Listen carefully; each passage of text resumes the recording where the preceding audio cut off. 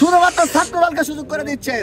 আপনি আপনার টিম পাঠিয়ে ব্যবস্থা গ্রহণ করবেন, তা না হলে আমরা বুঝবো যে আপনার একটা নির্দিষ্ট দলকে সহযোগিতা করে দেওয়ার জন্য, সুযোগ করে দেওয়ার জন্য এই ধরনের পদক্ষেপগুলো নিচ্ছেন স্যার।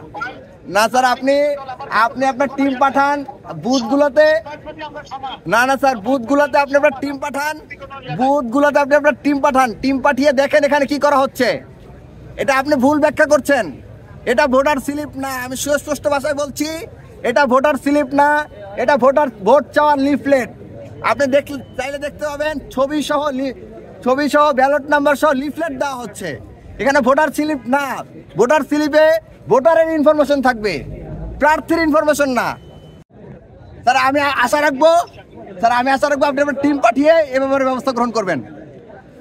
প্রিয় সাংবাদিক বন্ধুগণ, আপনারা দেখেছেন যে প্রতিটি কেন্দ্রের পাশে বুথ বসিয়ে লিফলেট বিতরণ করে ভোট চাওয়া হচ্ছে। আপনারা যান, দেখতে পাবেন লিফলেট বিতরণ করা হচ্ছে। ভোটার স্লিপ দেওয়ার নিয়ম রয়েছে, কিন্তু এটা তো ভোটার স্লিপ না। ভোটার স্লিপে কি থাকে?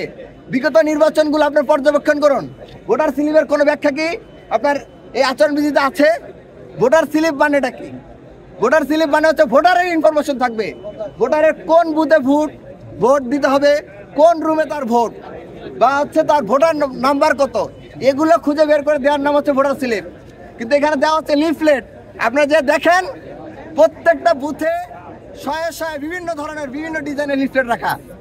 আমরা বারবার দেখতে পাচ্ছি নির্বাচন কমিশন শুধুমাত্র ছাত্র দলকে সুযোগ করে দেওয়ার জন্য বারবার তাদের আইন পরিবর্তন করছে, বারবার তাদের নিয়ম পরিবর্তন করছে, এবং নিয়ম পরিবর্তন করার মাধ্যমে শুধুমাত্র ছাত্র দলকে সুযোগ করে দিচ্ছে। যদি শুধুমাত্র নির্বাচন হয়ে থাকে ছাত্র দলকে সুযোগ করে দেওয়ার, তাহলে শিক্ষার্থীরা বাধ্য হবে এই বিষয়ে পরবর্তী তাদের সিদ্ধান্ত জানানোর জন্য, অবস্থান জানানোর জন্য।